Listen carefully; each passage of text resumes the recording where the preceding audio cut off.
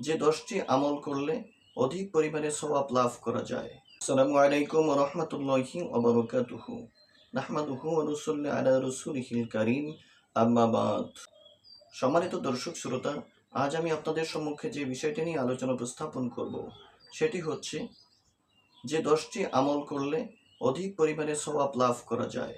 দৈনন্দিন জীবনে আমলের গুরুত্ব অপরিসীম। শুধু ফরজ আমলগুলো অনেক সময় যথেষ্ট হতে পারে না, তাই নফল ও অন্যান্য আমলও করা যায়।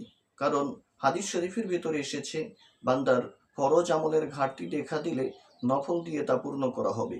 তাই আমি অধিক উপকারী সহজ কিছু আমলের কথা আপনাদের সম্মুখে উপস্থাপন করব। 1 নাম্বার, দৈনিক 100 বার সুবহানাল্লাহ পাঠ করা। এতে 1000 সওয়াব লেখা হয়, 1000 গুনাহ মাফ হয়ে যায়।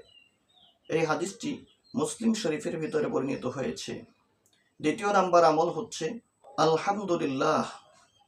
আমলের পাল্লাকে ভারী করে দেয় এবং এটি সর্বোত্তম দোয়াও বটে। এই হাদিসখানা তিরমিজি শরীফের ভিতরেও এসেছে। 3 নাম্বার আমল হচ্ছে লা ইলাহা ইল্লাল্লাহ। লা ইলাহা ইল্লাল্লাহ এটি হচ্ছে সর্বোত্তম জিকির। এই জিকির অত্যন্ত দামি। বলা হয়েছে 7 তবক আসমান আর 7 তবক জমিন যদি এক পাল্লায় দেওয়া হয়, অপর পাল্লায় যদি লা ইলাহা ইল্লাল্লাহ এই জিকিরটি এই বাণীটি দেওয়া হয়, তাহলে দেখা যাবে যে লা ইলাহা ইল্লাল্লাহর পাল্লাটা ভারী হয়ে যাবে। অত্যন্ত দামি একটি জিকির, অতএব এই জিকিরটি করলে অধিক পরিমাণে সওয়াব মিলে। 4 নাম্বার হচ্ছে সুবহানাল্লাহ আলহামদুলিল্লাহ লা ইলাহা ইল্লাল্লাহু আল্লাহু আকবার। বাক্যগুলো আল্লাহ তাআলার নিকটে অধিক প্রিয়। রাসূল আরবি সাল্লাল্লাহু আলাইহি ওয়াসাল্লাম বলেন, পৃথিবীর সব কিছুর চেয়ে আমার নিকটে অধিক প্রিয়। এই হাদিসখানাও মুসলিম শরীফের ভিতর এসেছে।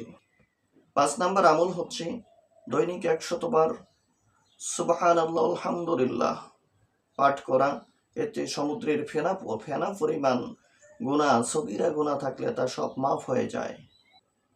6 নাম্বার আমল হচ্ছে, এক হাদিসে রাসূল পাক সাল্লাল্লাহু আলাইহি ওয়াসাল্লাম বলেন, সুবহানাল্লাহ আলহামদুলিল্লাহ সুবহানাল্লাহিল আযীম। এই বাক্যগুলো উচ্চারণে সহজ, আমলের পাল্লায় ভারী, দয়াময়, আল্লাহ তাআলার নিকটেও প্রিয়। 7 নম্বর আমল হচ্ছে, যে ব্যক্তি একবার সুবহানাল্লাহিল আযীম ওয়া বিহামদিহি এটি পাঠ করবে, তার জন্য জান্নাতে একটি করে খেজুর গাছ রোপণ করা হবে। 8 নম্বর আমল হচ্ছে, রাসূল পাক সাল্লাল্লাহু আলাইহি ওয়াসাল্লাম ইরশাদ করেন, লা হাওলা ওয়ালা কুওয়াতা ইল্লা বিল্লাহ। এটি হচ্ছে জান্নাতের গুপ্ত ধন সমূহের মধ্যে একটি।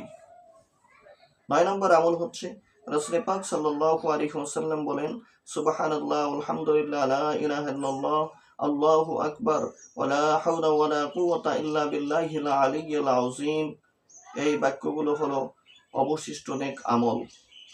10 নম্বর আমল হচ্ছে, এক হাদিসে এসেছে, যেই ব্যক্তি আমার প্রতি একবার দুরূদ শরীফ পাঠ করবে, আল্লাহ তাআলা তার প্রতি 10 বার রহমত বর্ষণ করেন।